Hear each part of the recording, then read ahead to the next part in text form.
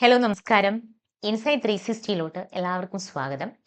ഇന്ന് ഞാനൊരു സ്കോളർഷിപ്പിന്റെ അപ്ഡേഷൻസുമായിട്ടാണ് വന്നിരിക്കുന്നത്.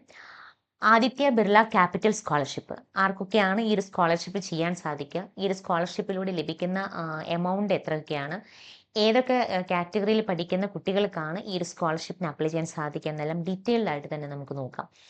ആദിത്യ ബിർള ക്യാപിറ്റൽ സ്കോളർഷിപ്പ് 2025-26 വിദ്യാഭ്യാസ രംഗത്ത് പെൺകുട്ടികൾ നേരിടുന്ന സാമ്പത്തിക തടസ്സങ്ങൾ ഒഴിവാക്കാനും അതുപോലെ തന്നെ പഠനം തടസ്സമില്ലാതെ മുന്നോട്ട് കൊണ്ടുപോകാനും സഹായിക്കുക എന്നതാണ് ഈ ഒരു സ്കോളർഷിപ്പിന്റെ പ്രധാന ലക്ഷ്യം തന്നെ. സാമ്പത്തിക സഹായത്തോടൊപ്പം തിരഞ്ഞെടുക്കപ്പെടുന്നവർക്ക് മെന്റർഷിപ്പ്, അതുപോലെ തന്നെ മാർഗനിർദ്ദേശങ്ങളെല്ലാം തന്നെ ഈ ഒരു സ്കോളർഷിപ്പ് പിന്തുണ നൽകുന്നുണ്ട്. ആർക്കൊക്കെ വേണ്ടിയാണ് ഈ ഒരു സ്കോളർഷിപ്പ് എന്ന് ചോദിച്ചാൽ 9ാം ക്ലാസ് മുതൽ 12ാം ക്ലാസ് വരെ പഠിക്കുന്ന വിദ്യാർത്ഥിനികൾക്കും വിവിധ ബിരുദ, പ്രൊഫഷണൽ, ബിരുദാനന്തര കോഴ്സുകൾ പഠിക്കുന്ന വിദ്യാർത്ഥിനികൾക്കും ഈ സ്കോളർഷിപ്പിലൂടെ അപ്ലൈ ചെയ്യാം. അതുപോലെ തന്നെ ഇന്ത്യയിൽ അംഗീകൃത സ്ഥാപനങ്ങൾ പഠിക്കുന്ന വിദ്യാർത്ഥികൾക്ക് മാത്രമേ ഈ ഒരു സ്കോളർഷിപ്പിന് അപ്ലൈ ചെയ്യാനായിട്ട് സാധിക്കുകയുള്ളൂ. നിങ്ങളുടെ വിദ്യാഭ്യാസ യാത്രയിലെ എല്ലാ എൻട്രൻസ് പരീക്ഷാ തയ്യാറെടുപ്പുകൾക്കും സ്കോളർഷിപ്പ് ആപ്ലിക്കേഷൻസുകൾക്കും അപേക്ഷാ നടപടികൾക്കും കരിയർ ഗൈഡൻസിനും ഇത്തരത്തിലുള്ള എല്ലാ ന്യൂ അപ്ഡേഷൻസിനുമായിട്ട് നിങ്ങളുടെ സ്വന്തം ഇൻസൈറ്റ് 360 മൊബൈൽ ആപ്പ് ഇപ്പോൾ തന്നെ ഡൗൺലോഡ് ചെയ്യൂ. ഇനി ഏതൊക്കെ വിഭാഗങ്ങളിലാണ് അല്ലെങ്കിൽ ഏതൊക്കെ ആനുകൂല്യങ്ങളാണ് ഇതിലൂടെ ലഭിക്കുന്നത്, ഏതൊക്കെ കാറ്റഗറിയിലുള്ളവർക്കാണ് ഇതിനുള്ള യോഗ്യത ഈ ഒരു സ്കോളർഷിപ്പ് അപ്ലൈ ചെയ്യാമെന്ന് നമുക്ക് ഡീറ്റെയിൽ ആയിട്ട് തന്നെ നോക്കാം. ആദിത്യ ബിർള ക്യാപിറ്റൽ സ്കോളർഷിപ്പിലെ വിവിധ വിദ്യാഭ്യാസ തലങ്ങളിലുള്ള വിദ്യാർത്ഥിനികൾക്കായിട്ട് 4 വിഭാഗങ്ങളായിട്ട് തരംതിരിച്ചിരിക്കുന്നുണ്ട്. എല്ലാ വിഭാഗക്കാർക്കും പൊതുവായിട്ട് ബാധകമായ മാനദണ്ഡങ്ങളാണ് ഇനി ഞാൻ പറയാൻ പോകുന്നത്. പൊതുവായ യോഗ്യതാ മാനദണ്ഡങ്ങൾ എന്ന് പറഞ്ഞാൽ, ഒന്ന് മാർക്ക്. അപേക്ഷകർക്ക് ഏറ്റവും പുതിയ അക്കാദമിക് വർഷത്തിൽ കുറഞ്ഞത് ഒരു 60% മാർക്ക് ഈ കുട്ടികൾ നേടിയിട്ടുണ്ടായിരിക്കണം. അത് കമ്പൽസറി ആയിട്ടുള്ള ഒരു കാര്യമാണ്. 2 എന്ന് പറയുന്നത് കുടുംബ വാർഷിക വരുമാനം. അപേക്ഷിക്കുന്ന സ്റ്റുഡന്റിന്റെ കുടുംബ വാർഷിക വരുമാനം എന്ന് പറയുന്നത് 6 ലക്ഷം രൂപയിൽ കൂടാനായിട്ട് പാടുള്ളതല്ല. ഇനി ഒഴിവാക്കപ്പെട്ടവരെന്ന് പറഞ്ഞു കഴിഞ്ഞാൽ, ആദിത്യ ബിർള ക്യാപിറ്റൽ ലിമിറ്റഡ് ജീവനക്കാരുടെയോ അവരുടെ ഉപകമ്പനികളിലെ ജീവനക്കാരുടെയോ മക്കൾക്ക് ഈ ഒരു സ്കോളർഷിപ്പിന് അപേക്ഷിക്കാനായിട്ട് അർഹതയുണ്ടാവില്ല. ഇനി 9ാം ക്ലാസ് മുതൽ 12ാം ക്ലാസ് വരെ പഠിക്കുന്ന വിദ്യാർത്ഥിനികൾക്ക് ഈ ഒരു സ്കോളർഷിപ്പിന് അപ്ലൈ ചെയ്യുമ്പോൾ എന്തൊക്കെ യോഗ്യത ഉണ്ടായിരിക്കണം, എത്രയൊക്കെ എമൗണ്ടുകളാണ് ഈ ഒരു സ്കോളർഷിപ്പിലൂടെ ലഭിക്കുക എന്ന് നമുക്ക് നോക്കാം. ഇന്ത്യയിൽ അംഗീകൃത സ്കൂളുകളിലെ 9ാം ക്ലാസ്, 10ാം ക്ലാസ്, 11, 12 ക്ലാസ്സുകൾ നിലവിൽ പഠിക്കുന്ന മെറിറ്റുള്ള പെൺകുട്ടികൾക്ക് ഈ ഒരു സ്കോളർഷിപ്പിന് ഇപ്പോൾ അപ്ലൈ ചെയ്യാനായിട്ട് കറണ്ടിൽ യോഗ്യതയുണ്ട്. ഇതിനുള്ള അവർക്ക് ലഭിക്കുന്ന എമൗണ്ട്, സ്കോളർഷിപ്പിന്റെ എമൗണ്ട് ഒരു വർഷത്തേക്ക് 25,000 രൂപയാണ് ലഭിക്കുക. ഇനി ജനറൽ ബിരുദ കോഴ്സുകൾ, അതായത് 3 വർഷത്തേക്ക് പഠിക്കുന്ന UG പ്രോഗ്രാമുകൾ പഠിക്കുന്ന കുട്ടികൾക്ക് ഇന്ത്യയിലെ ഒരു അംഗീകൃത സർക്കാർ കോളേജുകൾ 3 വർഷത്തെ ജനറൽ ബിരുദ കോഴ്സ് പഠിക്കുന്ന, ഇപ്പോൾ BA, BSc, BCom അത്തരത്തിലുള്ള കോഴ്സുകൾ ഉണ്ടല്ലോ, അത്തരത്തിലുള്ള കോഴ്സുകൾ പഠിക്കുന്ന മെറിറ്റ് ബേസ് ചെയ്തിട്ടുള്ള പെൺകുട്ടികൾക്ക് ഈ ഒരു സ്കോളർഷിപ്പിന് അപ്ലൈ ചെയ്യാനായിട്ട് യോഗ്യതയുണ്ട്. സ്കോളർഷിപ്പ് തുക ഒരു വർഷത്തേക്ക് അവർക്ക് 30,000 രൂപ വരെ ലഭിക്കും.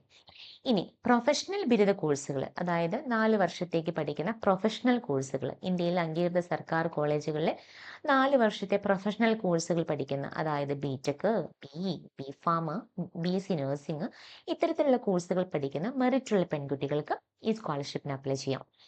സ്കോളർഷിപ്പിന്റെ തുക എന്ന് പറയുമ്പോൾ 40,000 രൂപ അവർക്ക് ഒരു വർഷത്തേക്ക് കിട്ടുന്നുണ്ട്.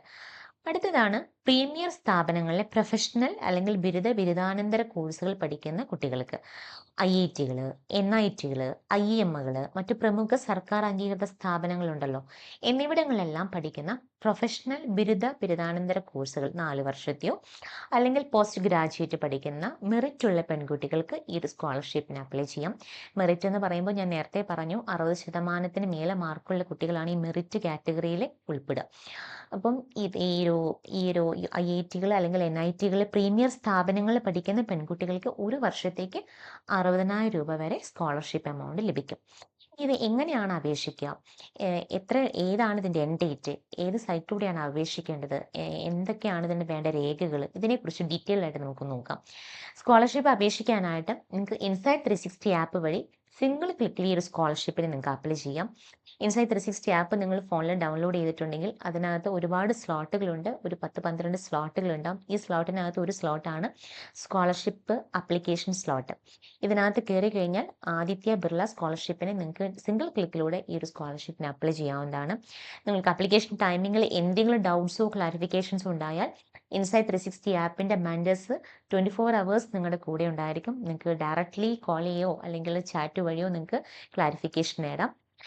അതുപോലെ തന്നെ ആപ്ലിക്കേഷൻ സമർപ്പിക്കുന്ന സമയങ്ങളിൽ നമ്മൾ ഇതിനോട് കൂടി അപ്ലോഡ് ചെയ്യേണ്ട കുറേ കാര്യങ്ങളുണ്ട്, ഡോക്യുമെൻറ്റേഷൻസ് ഉണ്ട്.